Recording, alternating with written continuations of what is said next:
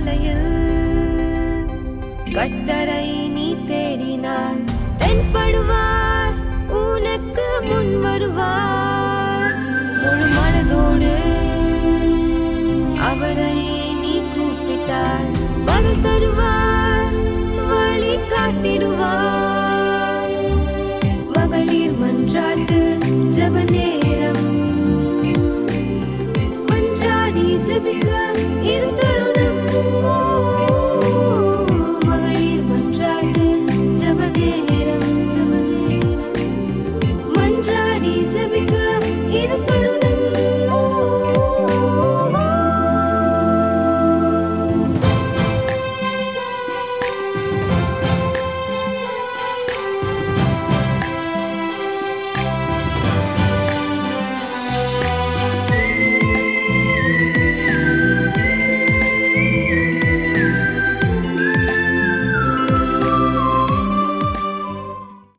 கர்த்தருக்கு ஸ்தோத்திரம்.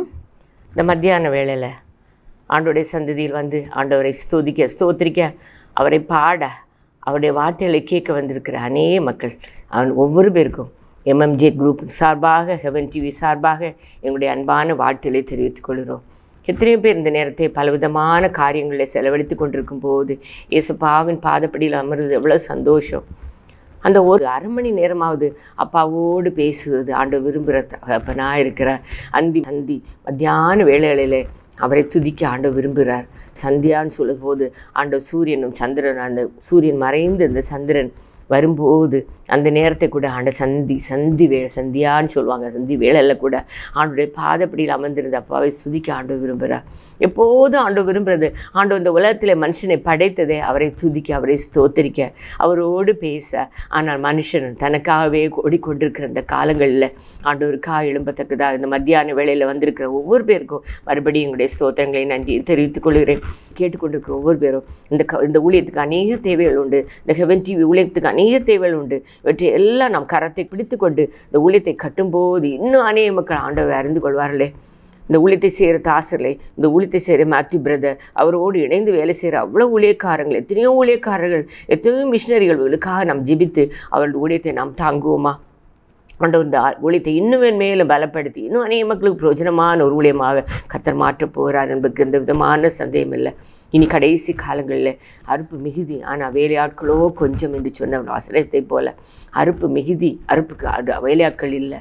வேலையாட்கள் இல்லாத இந்த நாட்களில் நாமும் முடங்கி கிடக்கிறவர்களாக காணப்படாதபடி ஒரு தபோராளை போல, ஒரு தோற்காலை போல எழும்பத்தக்கதாக ஆண்டவருக்காக எழும்பும் போது ஆண்டோடைய நாமம் ஏதாவது ஒரு வழியில் ஆண்டோடைய நாமம் மகிமைப்படணுமே. எப்படியாவது ஆண்டோடைய நாமத்தை மற்றவர்களுக்கு சொல்லுகிற பிள்ளைகளாக நாம் செய்வோமா?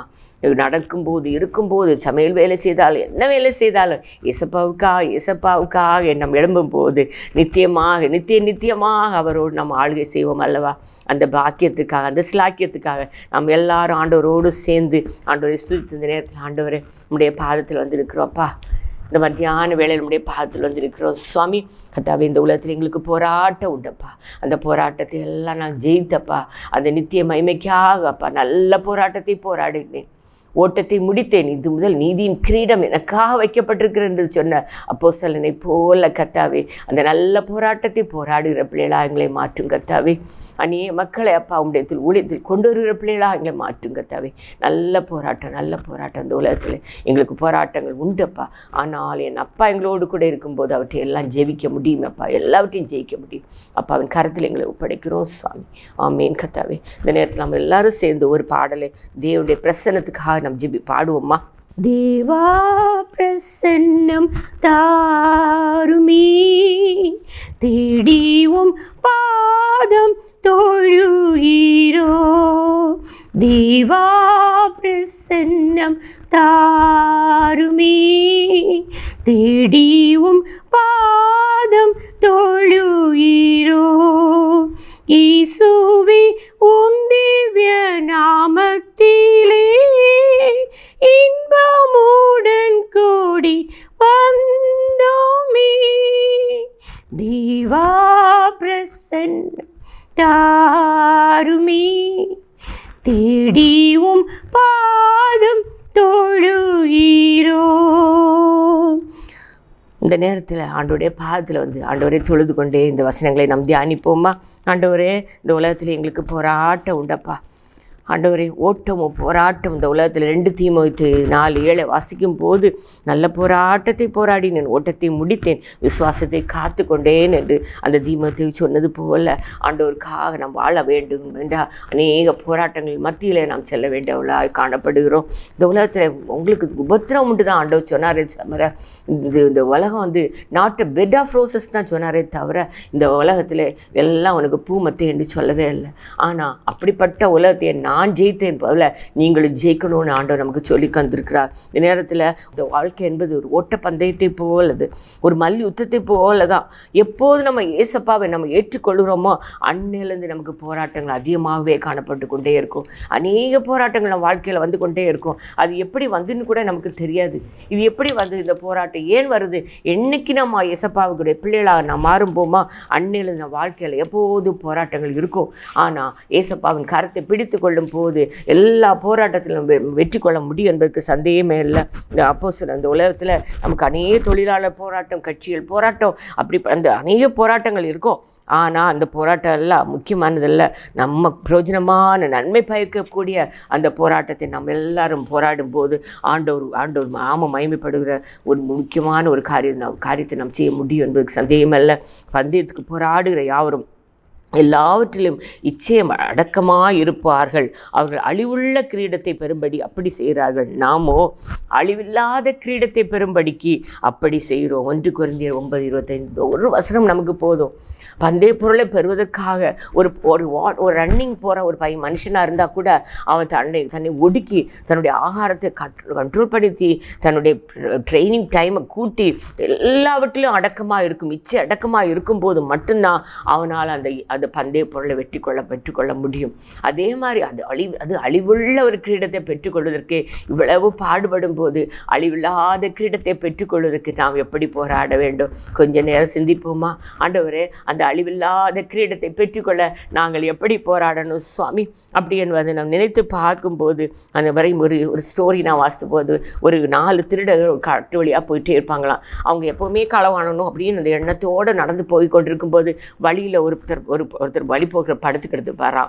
அவருக்கு மேலே மிதிச்சுட்டு போகிறதுமே அவர் சொல்லுவாராம், என் கையில் நிறைய ரூபா வச்சுட்டு நான் படுத்திருக்கிறேன், இது ஒரு மரக்கட்டை அப்படின்னு திட்டுறாங்களாம். அப்போ அவங்க சொன்னாராம், இது எழும்பி பேசுது அந்த மரக்கட்டை, நான் மனுஷன்ப்பா, என் கையில் வழிபோக்க நான் சும்மாவாக படுத்திருப்பேன், என் கையில் தான் இருக்கும் அப்படின்னு நினச்சிட்டு தெரியாமல் சொல்லிட்டார். அவ்வளோதான். அந்த 4 திருடர்களும், நல்ல ஒரு ஆள் இது வழியில் படுத்திருக்காரு, இவரை அடித்து இவரை நொறுக்கி இவருக்கு கையில் என்ன இருக்கும் நம்ம எடுப்போம்னு சொல்லி அவன் எடுத்து பார்க்கும்போது ஒன்லி 25 பைசா தான் அவன் கையில் இருந்துதான்.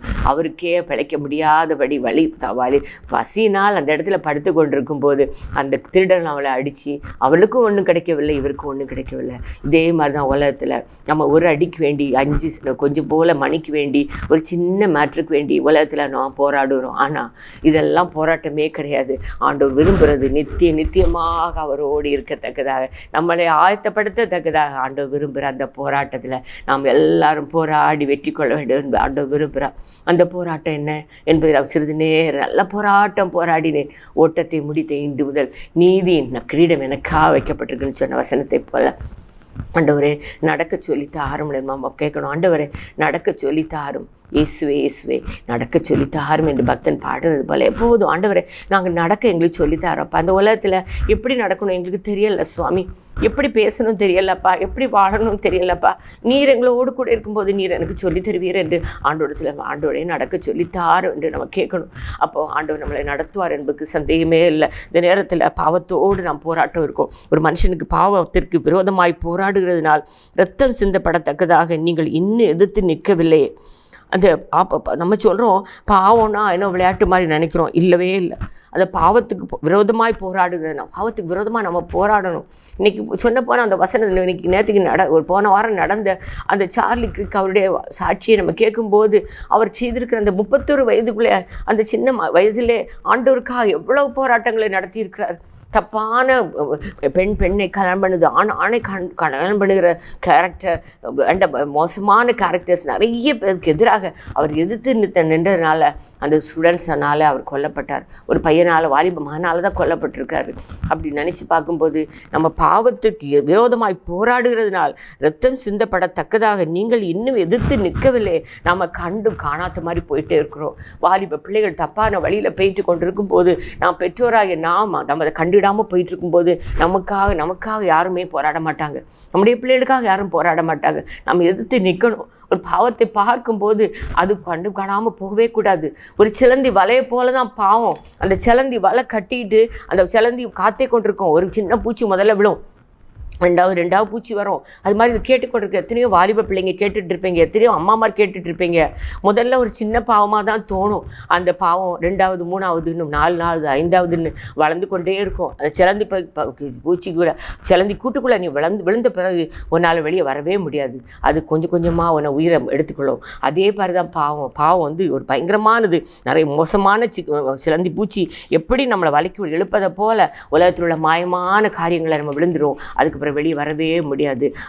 மோசமான ஆபாச காட்சிகள், ஆபாசமான புக்குகள் வாசிக்கிறது, ஆபாசமான எண்ணங்கள் மனசு வரும்போது ஆண்டவரே எல்லாம் என்னை மாற்றி போடும் சுவாமி, உமக்காக நான் வாழணும்னு ஆண்டோடத்தில் கேட்டுக்கொண்டே இருக்கும்போது ஆண்டவர் நம்மளை பரிசுத்தத்தின் மேல் பரிசுத்தமாக மாற்றிக்கொண்டே இருப்பார். ஒரு மலைப்பாம்பை வளர்த்தா ஒருத்தர்னா நிறைய பேருக்கு நம்ம ஸ்டோரி வாங்கலாம். மலைப்பாம்பு அதை வளர்த்தா கடைசியில் அவங்க என்ன செய்தாங்க, அவனே கொன்றது, அவனே சுற்றி அவனை எலும்புகள் நொறுக்க அளவு அவனை முறுக்கி கொன்று எத்தனையோ பாம்பாட்டிகளுடைய கதையை நம்ம வாசிக்கலாம். அதுபோல தான் பாவம் நம்மளே கொன்று போடுவோம். நம்ம பாம்பின் விஷயத்தை பார்க்கும் கொடுமை உள்ளதானது பாவம். அது ஆத்மாவை அழிக்கிறது. பாவத்தின் சம்பளம் மரணம். பாவத்தின் சம்பளம் மரணம் தான். கடைசியில் அது நம்மளை மரணத்தில் தான் நம்ம கொண்டு விடும். அதனால் நம்ம வயசானவங்க கூட சின்ன வயசுனாலும் சரி வீட்டுக்குள்ளே தனியாக இருப்போம். தப்பான எண்ணங்கள் நிறைய இருக்குது. ஆனால் ஆண்டவரே இதுலேருந்து எல்லாம் என்ன தப்பிங்கன்னு சொல்லி நம்ம ஒவ்வொரு பேரும் ஆண்டவரத்தில் கேட்கும்போது ஆண்டவர் நம்மளை பாதுகாக்க வல்லமை உள்ளவளாக இருக்கிறார். தாவீது அந்த உப்பரிகையின் மேலே அவன் வேலைக்கு டைமில் வாருக்கு போகாமல் அந்த உப்பரிகையின் மேலே உட்கார்ந்துருந்து தப்பான ஒரு பாதை அவன் யோசித்தனால அவனுக்கு முதல்ல அவன் விபசாரத்தை செய்தான். 2வது ஒரு கொலையை செய்யறதுக்கு காரணமானால நம்ம அதே நேரம் யோசிப்பு அவனுக்கு எல்லா சான்ஸும் இருந்தபோது அவன் என்ன சொல்கிறான்னா, அவர் என்ன சொல்கிறாருன்னா, எல்லாமே எனக்கு தந்திருக்க இந்த பொல்லாங்குக்கு நான் உடன்பட்டு தேவனுக்கு விரோதமாக பாவம் செய்வது எப்படின்னு கேட்குறான். எல்லாமே எனக்கு தந்திருக்கிறார், ஒன்றை தவிர எனக்கு எல்லாம் தந்திருக்கிறாரு. ஆனால் நான் அந்த போத்திப்பாட்டை என்ன சொல்கிறேன், யோசிப்பு என்ன சொல்கிறாருன்னா, இத்தனை எல்லாம் தந்த பிறகு நான் இந்த ஒரு பாவத்தை நான் செய்யவே மாட்டேன் சொல்லி அவன் உயிர் போனாலும் அந்த இடத்த விட்டு ஓடிக்கிறேன்னு சொல்லி உயிரை தப்பி ஓடி போகிறார்ல. ஆண்டவர் விரும்புகிறது அப்படிப்பட்டவங்கள தான் ஆண்டவர் விரும்புகிறார். நமக்கு பாவம் இந்த மட்டும் இல்லை, பாவம் நமக்கு ஒரு தப்பான காரியங்கள் எதுக்கு யார் விரும்பினா கூப்பிட்டா கூட நான் போகவே கூடாது. அதுக்கு தப்பிடணும். ஏசப்பா, நான் படிக்கிற காலங்களில் அநேக கஷ்டங்கள் வரும், அநேக டெம்டேஷன்ஸ் வரும். ஆனால் ரோட்டில் போகும்போது காலேஜுக்குள்ளே என்ட்ரு பண்ணச்சுமே, ஏசப்பா என் கரத்தை பிடிச்சிடும் சுவாமி, உமக்காக நான் வாழணும்ப்பா அப்படி சொல்லிகிட்டே ஜெபிச்சுட்டே நான் போயிட்டே வருவேன். அப்போது எந்த விதமான டெம்டேஷனில் நம்ம தப்பி விழுந்து விடாதபடி, அந்த சிலந்தி பூசி இதுக்குள்ளே விழுந்து விடாதபடி ஏசப்பா நம்மோடு கூட இருந்து நம்மளை பாதுகாக்க வல்லமையுள்ள தகப்பனாக இருக்கிறார். அது அந்த எப்போது நம்ம ஜெபிக்கணும், ஆண்டவரே அந்த பாம்பை போல அந்த விஷமுள்ள அந்த பாவத்தில் எங்களை விடாதபடி அந்த போராட்டத்திலிருந்து என்னை பாதுகாத்துக்கொள்ளும்னு சொல்லி ஒவ்வொரு பேர் நம்ம ஜெபிக்கும் போது, அது பெரிய ஆளாக இருக்கலாம், சின்ன பையனாக இருக்கலாம், தப்பான விஷயங்கள் நம்ம போகாதபடி ஆண்டவர் நம்மளை பாதுகாப்பார். ஒரு மணி விஷயத்தில் கூட நம்ம ஒரு தப்பான விஷயத்தில் நம்ம ஆசைப்படக்கூடாது. சும்மா ஒர்க் பண்ணாமல் நம்ம நிறைய பணத்தை சம்பாதிக்கலாம்னு நினைக்கவே கூடாது. வாழ்க்கை என்ன போராட்டம் தான். என்னுடைய நான் கூட 35 வயசில் என் காலேஜுக்குள்ள நான் வேலைக்கு ஆரம்பித்தேன். இன்றைக்கி 65 வயசு வரை என் வாழ்க்கை முழுவதும் வேலை செய்து அநேக மக்கள் அது பிரயோஜனமாக இருந்து எனக்கு அது ஆண்டவர் பிரயோஜனமாக மாட்டினார்னா நம்ம சும்மா இருக்கவே கூடாது. கிடைக்கிற நேரங்கள் எல்லாம் ஆண்டவருக்கு பிரயோஜனமான வேலையை நாம் செய்யும்போது ஆண்டவர் நம்மளை அநேக மக்களுக்கு முன்பாக அதிகாரியாக மாற்றுவார் என்பதுக்கு சந்தேகமே இல்லை. நாம் பொல்லாத ஆவியோடு நமக்கு போராட்டம் உண்டு. ஏனெனில் மாம்சத்தோடும் இரத்தத்தோடும் அல்ல, துரைத்தனங்களோடும் அதிகாரங்களோடும் இப்பிரபஞ்சத்தின் அந்தகார லோகாதிபதியோடும் வானமண்டலத்தில் உள்ள பொல்லாத ஆவியின் சேனைகளோடு நமக்கு போராட்டம் உண்டு. நமக்கு சாதாரண போராட்டம் கிடையாது. என்னைக்கு ஏசப்பாவை நம்ம ஏற்றுக்கொள்கிறோமா அன்னையில் நம்ம வாழ்க்கையில் மாம்சத்தோடு போராட்டம், இரத்தத்தோடு போராட்டம் மட்டும் கிடையாது. நம்ம வாழ்க்கையில் துரைத்தனங்கள். ஏன்னா வாசித்து பார்க்கும்போது உள்ளுக்குருந்தே ஒரு போராடுற இச்சைகளும் உண்டு, வெளியே இருக்கிற போராடுற சத்துருவின் வல்லமையை நிறைய நம்மளை அட்டாக் பண்ணும். நமது லூசிஃபர் ஒரு தேவதூதனாக இருந்தான், ஆண்டவரை மைமைப்படுத்தி ஸ்தோத்தரித்து கொண்டே இருந்த லூசிஃபர் அவன் ஒரு பெருமையினால் என்ன செய்கிறான், மேலேருந்து தள்ளப்படுறான். தள்ளப்படும் போது அவனுடைய தூதர்களோடு அவன் கீழே வர்றான். அவன் தான் அன்றைக்கி லோகாதிபதியாக உலகத்தில் அந்தகார லோகாதிபதியாக இந்த உலகத்தில் அலைந்து கொண்டிருக்கிறான். யாரை விழுங்கலாமோ என்று அகை தேடி திரிகிற ஒரு லோகாதிபதியோடு நமக்கு என்ன செய்கிறோம், நமக்கு போராட்டம் உண்டு. அந்த போராட்டத்தை எப்படி ஜெயிக்க முடியும்? அந்த போராட்டத்தில் நம்ம கஷ்டப்பட தான் செய்வோம். ஆனால் ஆண்டவருடைய கரத்தை பிடிச்சிடணும், கண்ணீரோடு அவருடைய பாதத்தில் விழணும், அவரோடு நம்ம கண்ணீரால் நம்ம பில்லோ நனையணும். ஆண்டவரோட நினைக்கிற நேரம் ராத்திரி 2 மணி இருக்கலாம், 3 மணி இருக்கலாம். அந்த அந்தகார லோகாதிபதியோடு போராடி ஜெயிக்கத்தக்கதாக ஆண்டவர் நமக்கு வல்லமையை தந்திருக்கிறார். அந்த அப்பாட்டத்தில் எல்லாத்தையும் சொல்ல முடியும், ஆண்டவரை சொல்ல முடியும். பரிசுத்தவான்கள் நமக்காக ஜெபிப்பாங்க. பரிசுத்தவான்களோடு நம்ம பேசி வச்சுக்கலாம், துணையை வச்சுக்கலாம். பரிசுத்த ஆவியானவர் நமக்காக வேண்டிக் கொள்கிறார்னு சொல்லிடுறாருல, அந்த பரிசுத்த ஆவியானவருடைய துணையை நம்ம வச்சுக்கலாம். தேவதூதர்கள் நமக்கு பணிவிடை செய்கிறவர்களாக இருக்காங்க, அவங்களுடைய துணையை நம்ம வச்சுக்கிடணும். ஆனால் அது போல் பரிசுத்தமாக இருக்கும்போது ஆண்டோட எப்படிப்பட்ட பொல்லாத ஆவியோட நமக்கு போராடி ஜெபிக்கத்தக்கதான வல்லமையை நமக்கு தந்திருக்கிறார். இப்படிப்பட்ட போராட்டத்தை வெற்றி கொள்ள முடியுமே என்பதுக்கு சந்தேகமே இல்லை.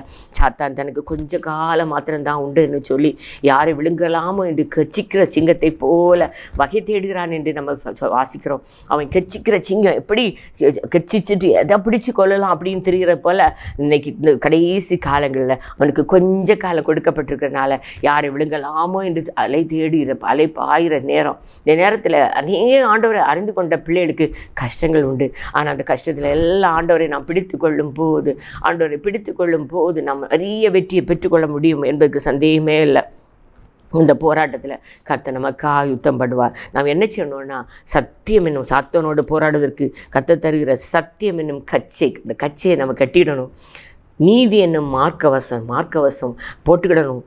ஆயத்தம் என்னும் பாதரட்சி, விசுவாசம் என்னும் கேடகம், இரட்சணியம் என்னும் தலைசீரா, இவைகளோடு வேத வசனமாகிய ஆவியின் பட்டயத்தை எடுத்துக்கொள்ளுங்கள் என்று எபேசியர் 6:14 வாசிக்கும் போது இந்த அவ்வளோத்தையும் நம்ம எடுத்துக்கணும். வேத வசனமாகிய ஆவியின் பட்டயம். ஏசப்பா நீர் எங்களுக்கு தானே சொல்லியிருக்கிறப்பா, நீ தானே எனக்கு அப்பா, நீ தானே எனக்கு சொன்ன வாக்கு தத்துவம், இதை நான் பிடிச்சிக்கிறேன் சுவாமி, அந்த விசுவாசத்தோடு நான் கேட்குறேன்னு எந்த விதமான போராட்டத்தின் மத்தியில் நாம் கேட்கும் போது ஆண்டவர் நமக்கு வெற்றியை தர வல்லமை உள்ள தகப்பனாக இருக்கிறார். அந்த விசுவாசம் என்னும் பொல்லாத ஆவியோடு நமக்கு போராட்டம் இருந்தாலும் விசுவாசம் என்னும் கேடத்தை நாம் பிடித்து கொள்ளும் போது அந்த எந்த ஆவியும் அதுக்கு முன்பாக நிற்க முடியாது. அந்த உலகத்தை படைத்த தகப்பனுக்கு முன்பாக நிற்க முடியாது.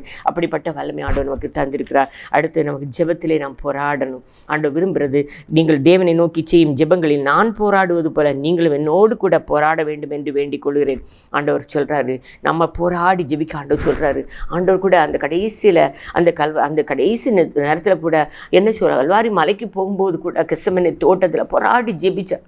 அவருடைய வேர்வை ரத்தமாக மாறியது நம்ம வாசிக்கிறோம். அப்படிப்பட்ட அந்த போராட்டத்தில் அவர் ஜெபிச்சார். அதுபோல் நம்ம ஜெபிக்கிறவர்களாக காணப்படணும். பரலோக ராஜ்யம் பலவந்தம் பண்ணப்படுகிறது தான் வாசிக்கிறோம். பலவந்தம் பண்ணுகிறவர்கள் அதை பிடித்து கொள்கிறார்கள். மத்திய 11:12 வாசிக்கும் போது பலவந்தம் படுகிறவர்கள் தான் அதை பிடித்து கொள்ள முடியும். நம்ம ஆண்டவரை எனக்கு செய்ய முடியும் அப்பா, உமக்கு செய்ய முடியும் அப்பா, நீர் எனக்கு தாரோம் அப்படின்னு நம்ம கேட்கும்போது ஆண்டவருக்கு சித்தமானது ஆண்டவர் தர வல்லமை உள்ள தகப்பனாக இருக்கிறார். எஸ்தர் ராணி தான் ராணியாக ஆக்கப்பட்டதுனால அவள் பெருமடை இல்லை. தன்னுடைய ஜனங்கள் மீட்கப்படுவதற்காக தான் மட்டும் இல்லை, தன்னுடைய தாதியர் 3 நாள் உபவாசம் எடுத்து ஜெபிக்கும் போது எதுவும் இரவும் பகல் ஆண்டவரோடு ஜெபித்து விடுதலை பெற்றுக்கொண்டார்கள் அல்லவா. நாம் வாசிக்கும் போது எத்தனை பேர் கர்த்தருடைய காரியத்தில் ஜெபிக்கும் போது அந்நாள் தன்னுடைய கண்ணீரை ஆண்டோடைய சமூகத்தில் ஊற்றின போது அந்த சாமுவேலை பெற்றுக்கொண்டாள் அல்லவா. ஆகாருக்கு அந்த கண்ணீரை ஆண்டோடைய சமூகத்தில் விட்ட போது அந்த தண்ணீரை பெற்றுக்கொண்டாள் அல்லவா. எப்படி ஆண்டோடைய சமூகத்தில் நாம் ஜெபிக்கும் போது நான் என் வாழ்க்கையில் அநேக மணி நேரம் ஆண்டவரோடு தங்கி ஜெபிக்கிற ஆண்டவரோடு எனக்கு கிடைக்கிற டைமெல்லாம் ஆண்டவரோடு பேசணும். ராத்திரி 3 மணிக்கு எழும்பினா கூட ஆண்டவரோடு பேசணும். அந்த ஒரு ஆசை ஆண்டவர் தந்துகிட்டே இருப்பார். நம்ம ஒரு விஷயமான நம்ம பிள்ளையை பார்த்தா பேசணும்னு ஆசைப்படுவோம். நம்முடைய ஹஸ்பண்ட், நம்முடைய பிள்ளை, நம்ம ரிலேட்டிவ்ஸ் பார்த்தா பேசணும்னு ஆசைப்படுவது போல் ஆண்டவர் விரும்புகிறது அவரோடு நம்ம பேசணும்னு.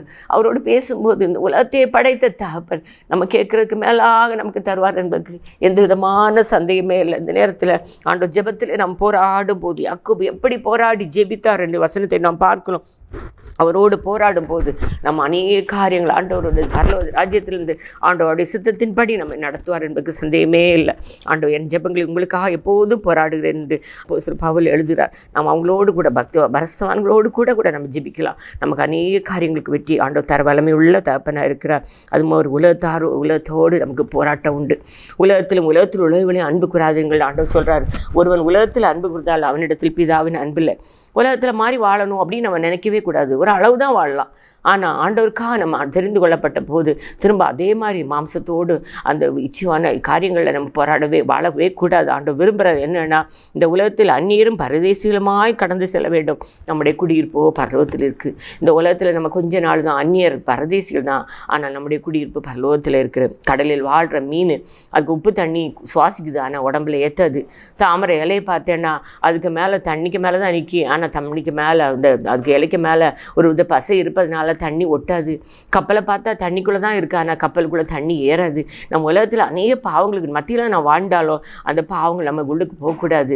ஆண்டோடைய கிருபை நம்மோடு இருக்கும்போது மட்டும்தான் அப்படிப்பட்ட ஒரு வாழ்க்கையை வாழ முடியும். நம்முடைய மாம்சத்தோடு போராட்டம், நமக்கு உலகத்தில் உள்ள இச்சையோடு நமக்கு போராட்டம். இந்த உலகத்தில் இருக்கும்போது மாம்சத்துக்கு விரோதமாக இச்சைகளாக கொண்ட அநேக நம்ம தொடரலாம். ஆனால் ஆண்டவரே இதெல்லாம் வெற்றி கொள்ள எனக்கு பலன் தாரும் என்று நம்ம ஆண்டவரோடு கேட்கணும். அடுத்து பொல்லாங்கனோடு எப்போது வாலிபரே நீங்கள் பலவான்களாக இருக்கிறதுனால் தேவ வசனம் உங்களில் நிலைத்திருக்கிறதுனாலும் நீங்கள் பொல்லாங்கனை ஜெயித்ததினால் உங்களுக்காக எழுதியிருக்கிறேன் என்று சொல்கிறார் ஆண்டவர்.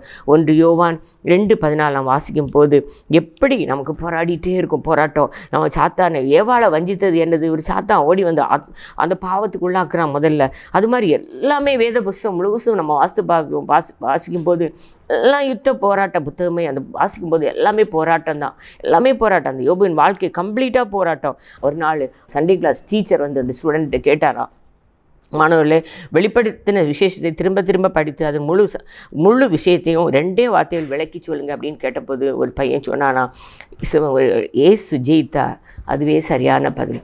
எல்லா போராட்டத்திலையும் ஏசப்பா நம்மோடு கூட இருக்கும்போது நாம் ஜெயத்தை பெற்றுக்கொள்ள முடியும். உலகத்திலே உங்களுக்கு போராட்டம் உண்டு. ஜெயங்கொள்ளுறவர் மட்டும்தான் எல்லாவற்றையும் சுதந்திரித்துக் கொள்வான். நான் அவன் தேவனாயிருப்பேன், அவன் என் குமாரனாயிருப்பான். நமக்கு வசனத்தில் வாசிக்கும் போது உலகத்திலே உங்களுக்கு போராட்டம் உண்டு, ஆனால் உலகத்தை நான் ஜெயித்தேன் என்று சொன்ன தகப்பனை வசனத்தை நம்ம பிடித்து கொண்டு, ஆண்டவரே நாங்கள் பாவத்தோடு போராடும் போது அப்பனை உடைய பிரச்சனைகளை வழி நடத்தட்டும். கத்தாவே பொல்லாங்கனோடு போராட்டம் இருக்கும்போது உடைய கரங்களை பிடித்து கொள்ளட்டப்பா சுவாமி. நாங்கள் உலகத்தில் ஜெபத்திலே நாங்கள் போராடி நாங்கள் எவ்வளவு கேட்டுக்கொண்டாலும் அதை தருவேன் என்று சொன்ன தகப்பனை நாங்கள் ஜெபத்திலே போராடி நாங்கள் பெற்றுக்கொள்ளணும்னு சொல்லி அவரோட போராடி நம்ம பெற்றுக்கொள்ள முடியும். பாவத்துக்கு விரோதமாக போராட்டம் எப்படி ஒரு தாமரை இலை மேலே தண்ணி படாதபடி தாமரை இலை மேலே உயருதோ அதுபோல் மக்களோடு நாம் ஜீவிக்கும் போது அது அந்த எந்த பாவம் நம்மளை ஒட்டாதபடி நம்ம உயர்ந்து ஆண்டவரோடு நம்முடைய வாழ்க்கையை ஐக்கியத்தை வைத்துக்கொள்ளும் போது இந்த உலகத்தாரை போல் அல்ல ஆண்டவருடைய பிள்ளைகளாக நான் ஒவ்வொரு நாள் வாழ முடியும். அப்படிப்பட்ட வாழ்க்கை ஆண்டவர் எங்களுக்கு தாரும் சுவாமி. உண்மை மைமைப்படுத்துகிற பிள்ளைகளா எங்களை எடுத்து பிரயோஜனப்படுத்தும் சுவாமி. எங்களை காண்கிறோம், உண்மை காணணும்னு சொல்லி நம்ம எல்லாரும் ஜெபிப்போம். ஆண்டவரே நல்ல போராட்டத்தை போராடினேன், ஓட்டத்தை முடித்தேன், இது முதல் நீதியின் கிரீடம் எனக்காக வைக்கப்பட்டிருக்கிறது சொன்ன வசனத்தை போல ஆண்டவரே நாங்கள் ஒவ்வொரு நாளும் போராடி இந்த உலகத்தில் உள்ள எல்லா போராட்டங்களுக்கு ஒரு முற்றுப்புள்ளி வைத்து என் அப்பனோடு நாங்கள் வாழத்தக்கதாக எங்களை நித்தியமாக சுவாமி இந்த உலகத்தில் உள்ள போராட்டங்கள் எல்லாம் சிறிது காலத்துக்காக சுவாமி நித்தியமாகமோடு வாழுகிற அந்த போராட்டத்தில் நாங்கள் எங்களை உட்படுத்தி கொண்டு அநேக மக்களுக்கு பிரயோஜனமாக சுவாமி எங்களை எடுத்து பிரயோஜனப்படுத்தணும் சுவாமி. நாங்கள் எங்களுக்காக மட்டும் அல்லப்பா, அநேக மக்களுக்காக அப்பா உழைக்கிற ஒரு பிள்ளைகள் அநேக மக்களுக்கு இந்த அன்பை சொல்லத்தக்கதாக சுவாமி அப்பா உங்களுடைய அன்பை விதைக்கிற பிள்ளைகளாக எங்களை எடுத்து பிரயோஜனப்படுத்தும் கர்த்தாவே. ராஜாவின் கரத்தில் எங்களை ஒப்படைக்கிறோம் அப்பா. இந்த ஊழியத்தை மென்மையெல்லாம் ஆசீர்வதி அப்பா அந்த கேட்டுக்கொண்டிருக்கிற ஒவ்வொரு பிள்ளைகள் வாழ்க்கையில் அநேக போராட்டங்கள் அப்பா. இந்த போராட்டத்துக்கு எல்லாம் அப்பா அன்னாளின் கண்ணீரை பார்த்த தகப்பன், ஆகாரின் கண்ணீரை கண்ட தகப்பன் சுவாமி அப்பா. அந்த இதில் ஜெபத்தின் வசனத்தை வாசித்து பார்க்கும்போது அநேக மக்கள் அப்பா போராடி தான் அப்பா ஜெயித்தார்கள் அப்பா. யாக்கோபு முழுவதும் ஜெயித்த போராடின போதப்பா அவர் வெற்றியை பெற்றுக்கொண்டாரப்பா. எஸ்தர் ராணி அப்பா 3 நாட்கள் உபவாசத்தோடு தன் தாதியரோடு ஜெபித்த போது சுவாமி அந்த இஸ்ரவேல் ஜனத்துக்கே ஒரு விடுதலை கொடுத்தாரப்பா. அதுபோல் நாங்கள் போராடி ஜெயித்து அப்பா ஜெபித்து சுவாமி அப்பா பரலோக ராஜ்யம் பலவந்தம் பண்ணப்படுகிறது என்று சொன்ன வசனத்தை போல் அநேக காரியங்கள் நாங்கள் பெற்றுக்கொள்ளத்தக்கதாக நித்தியமாக உம்மோடு வாழத்தக்கதாக எங்களை எடுத்து நீ பிரயோஜனப்படுத்தும் சுவாமி. ராஜாவின் கரத்தில் எங்களை ஒப்படைக்கிறோம். அப்பன் கூட இருந்து நடத்தும் விதைத்த வசனங்கள் சுவாமி 100 பலன் கொடுக்கட்டப்பா. ஒன்றும் தெரியாதப்பா அடியலை இந்த இடத்துல பேச கிருபை செய்திரப்பா. ஸ்தோத்திரம் ஸ்தோத்திரம் ஸ்தோத்திரம். பாங்குட்டங்கள் எல்லாவற்றையும் பண்ணி இயேசு கிறிஸ்து நாமத்தினால ஜெபங்களும் பரமபிதாவே ஆமேன் ஆமேன். துவைக்கவும் என்று நான் இருந்தேன், ஜெபிக்கவும் கொடுக்கவும் என்று தான் உணர்ந்தேன். சமைக்கவும் துவைக்கவும் என்று நான் இருந்தேன், ஜெபிக்கவும் கொடுக்கவும் என்று தான் உணர்ந்தேன்.